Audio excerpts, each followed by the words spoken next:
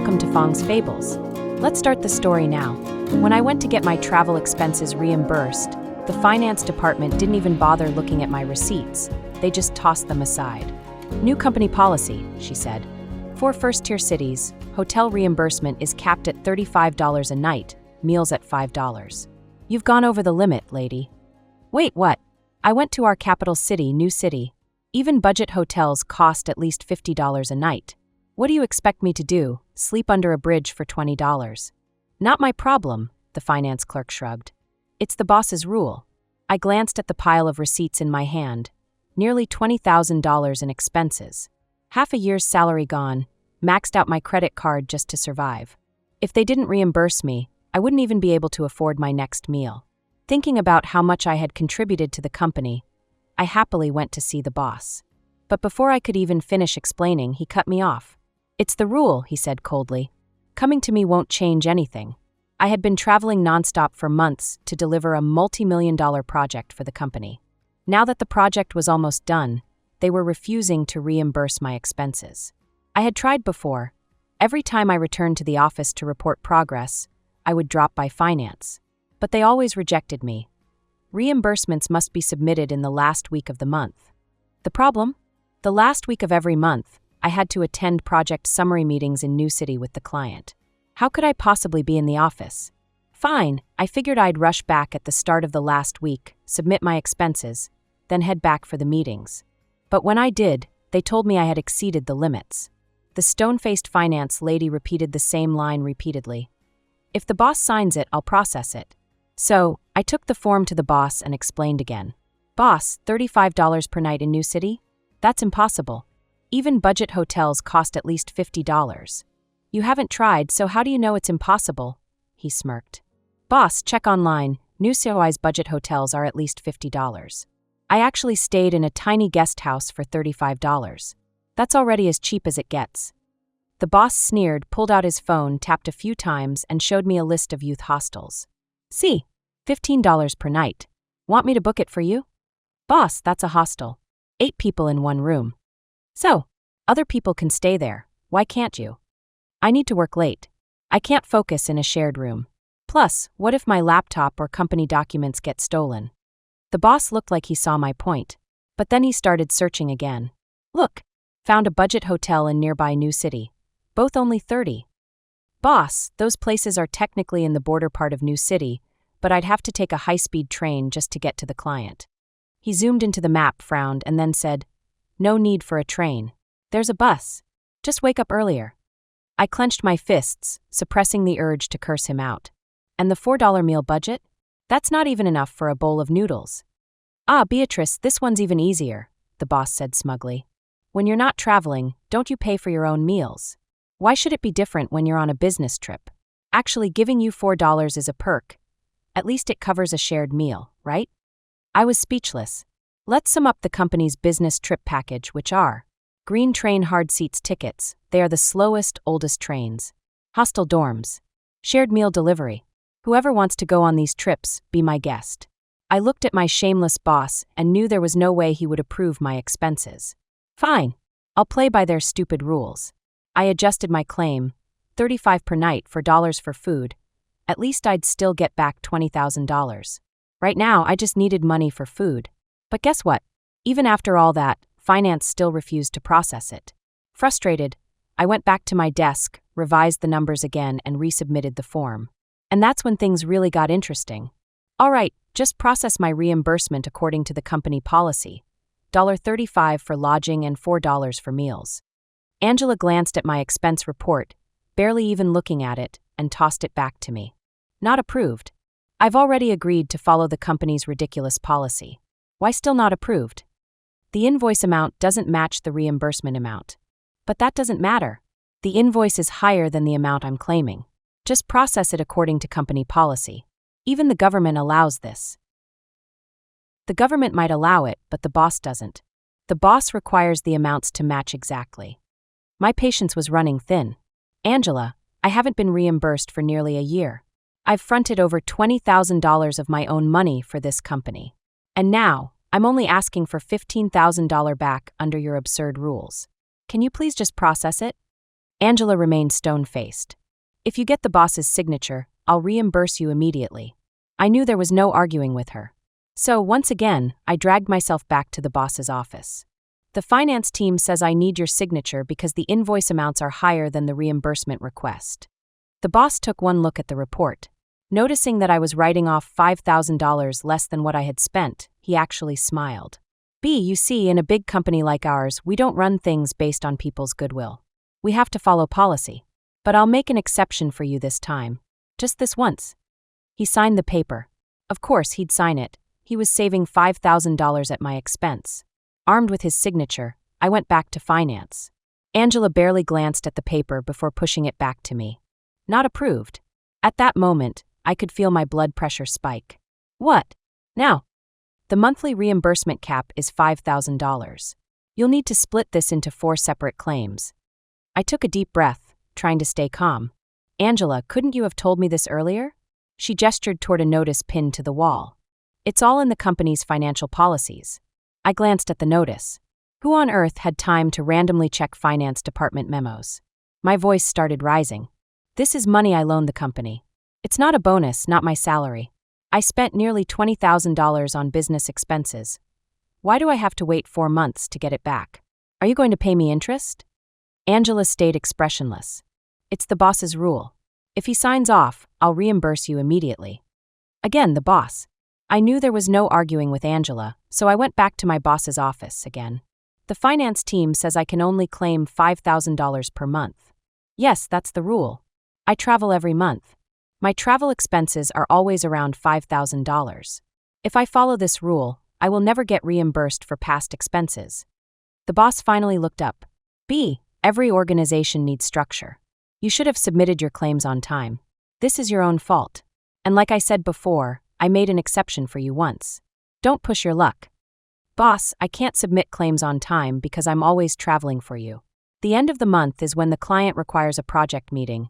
I physically can't be in the office to submit receipts. You always jump to conclusions. Have you even tried submitting them remotely? The client meetings are mandatory. I have to be there. Then mail your receipts. I almost laughed. Of course, if I mailed them, finance would find some excuse to reject them. Wrong size, wrong alignment, wrong font, whatever. It didn't matter. The rules were always against me. Defeated, I settled for submitting $5,000, just enough to cover my next credit card bill and barely keep me afloat. Finally, on my 4th attempt, Angela processed my claim. Beatrice, this time your paperwork is perfect. See, you can follow the rules. I clenched my fists. If I wasn't desperate for cash, I might have slapped her. Thanks, Angela. When will I get the money? If things go smoothly, you'll receive it with your next paycheck. That was 2 months away. Angela, can you expedite it? I'm broke. Beatrice, we have a process. We need to verify the invoices and receipts and record them in the books. These things take time. Process. These rules existed purely to make life miserable for employees like me. Fine. Can I at least get an advance on my salary? As long as the boss signs off, sure. I was starting to think Angela was a robot. So once again, I went to see the boss. You should know that advancing salaries come with a financial cost. If I leave that money in the bank, it earns interest. Since you need an advance, I can't just give it to you for free. He handed me a document. I'll approve $5,000, but I'm deducting interest. You'll receive $4,758. So now he cared about interest? But keeping my $20,000 for months, that didn't matter? I wanted to explode, but I needed money for food, so I swallowed my pride. Thank you, boss. No need to thank me. Just work hard and show your appreciation through results. Oh, I would show my appreciation, just not in the way he expected. The next day, I was back at my desk when my phone rang. It was our client in New City. Beatrice, the project review meeting is this afternoon. Why aren't you here? Sorry, our company policy only allows reimbursements at the end of the month. I had to come back to submit my expenses. You're joking, right? The project is about to be finalized, and you're missing the review to do paperwork? Trust me, I didn't have a choice. I had no money left, even for food. The client was furious. I'm calling your boss right now. Within 3 minutes, my boss stormed into my office. Beatrice, the client just called me. Why aren't you in New City? Boss, I wanted to go, but I literally had no money. But I just gave you an advance. $4,758. It went straight to my credit card debt and auto-deducted. I still have nothing. The boss was speechless for a moment. Then he tried a different tactic. If you don't go now, you can say goodbye to your bonus and commission. Boss, if I stay in New City any longer, I'll be homeless. I can't afford food. Why would I care about bonuses? Can't you take out a small loan? You're telling me to go into debt for this company? First, you gave me an advance at a discount, and now I should take out a loan? At this rate, I might as well be paying to work here. The boss was fuming but had no choice. Fine. Go to finance and get another $5,000 advance. I'll have my assistant book you a flight to New City. Wait, a flight? We weren't even allowed to take high-speed trains before. He must be desperate. At finance, Angela raised an eyebrow. Beatrice, you just pulled $10,000 out of this company in 2 days. That's impressive. Angela, be precise. I should have gotten $20,000 back. I'm still losing money here. With the funds in my account and a business class ride to the airport, I sat back, whistling. I wasn't in a rush. Let the boss stew for a bit. Well, after things got to this point with my boss, I knew my days at the company were numbered. He begrudgingly approved my payment, but only because he wanted me to wrap up the project and help secure Phase 2. Once the project was accepted, I was out. Still, the commission alone was worth about $50,000, plus over $10,000 in reimbursable expenses. Getting that money back? Not likely, but I had a backup plan. Soon enough, Phase 1 was successfully completed, and I no longer had to endure long train rides to New City just for a cheap meal. Mr. Wong came through, and the payment was quickly processed, for $1 million already in the company's account. And just as expected, my boss wasted no time kicking me to the curb. Phase 2 was handed to another project manager, Queenie, and I wasn't assigned any new work. He was clearly scheming a way to get rid of me without causing too much drama. Well, I wasn't about to wait around. When my end-of-month paycheck arrived and my commission was mysteriously missing, I went straight to accounting. Angela, I think there's a mistake in my salary this month. The $50,000 commission the boss promised me, it's not in my account. Angela, as always, was stone-faced. Beatrice, if there were a commission, the boss would have told me. Since he didn't, that means there isn't one. That's impossible. He already agreed to it. Agreed with you, not with me. If you have any issues, talk to the boss. If he signs off, I'll process it immediately. I swear, Angela could be replaced by AI and no one would notice. Just one line on repeat. If the boss signs, I'll process it. As I turned to leave, she added, "Oh, and the boss said your reimbursements are on hold. Don't bother asking me why." No commission? Expected. But freezing my reimbursements too? He really was going all out. Fine. Let's see what he had to say. I walked into his office. Angela said my commission wasn't approved? That's right, he replied bluntly. Since the project is done, there's no need for me to tolerate you anymore. But we agreed $50,000 commission. We did, but the project wasn't profitable. Plus, you weren't on site during critical moments, which caused delays. After considering everything, I decided to cancel your commission. Not profitable? Angela would probably declare a $4 million project a loss if you told her to. And since when was commission based on profit? It's based on the contract amount. As for not being on site, I was dealing with reimbursements. That's not on me. And even without commission, shouldn't there be a project bonus? He scoffed. You expect a bonus when the company lost money? No way. In fact, no one from the project team is getting one. Exactly as I expected. If I argued further, the next thing out of his mouth would be, "If you don't like it, leave." I had to play it smart. All right then, what about my reimbursements? There's still over $10,000 pending. Those are on hold too. Since the project didn't make money, I told Angela to review all your claims. Who knows if you submitted something you shouldn't have. If everything checks out, you'll get your money. I almost laughed in his face. But it wasn't time to burn bridges just yet. All right, I'll wait for Angela's review then. He seemed surprised, maybe expecting me to lose my temper and storm out. Every word he said was calculated to provoke me, but I wasn't mad at him. I was here for my money. I had no grudge against cash. I left his office and went back to mine, killing time. I wasn't staying much longer, but I wasn't leaving without what was owed to me. A few days later, Queenie returned from New City looking exhausted. Whether from the cheap hostel or the train rides, I wasn't sure. As soon as she stepped into the boss's office, I heard him yelling. We nailed phase 1, did a great job. Why isn't phase 2 ours? Mr. Wong promised, didn't he? Peeking through the door, I saw Queenie standing there, silent. Go back to New City and talk to Mr. Wong. We need this project. Boss, I've already tried multiple times. He won't even see me. Then try again. Queenie walked out, looking like she'd seen a ghost. The boss called Mr. Wong himself, but it went straight to voicemail. He paced his office in frustration before finally calling me in. You know what's going on with Mr. Wong? Why isn't phase 2 coming to us? I have no idea. He did say before that if phase 1 went smoothly, phase 2 was ours. That seemed to spark something in him. Right. He did say that. He softened his tone. B, you know how tough things are this year. If we lose this project, next year will be even worse. Boss, Queenie is in charge of phase 2. It's not my place to interfere. He panicked. Queenie has been trying, but Wong won't even see her. We need you to step in. If you land phase 2, I'll increase your commission to 10%. What a joke. Given how he handled phase 1, I'd probably end up with nothing. Let's not talk commission yet. Securing the project is the priority. I'll give it a shot. Hearing that, his confidence returned. Good. The company won't shortchange you. Actually, there is one thing. Can you process my $50,000 commission and the $10,000 reimbursements first? His face darkened instantly. You're just here for your money, aren't you? Boss, let me finish. I'm not asking for it now.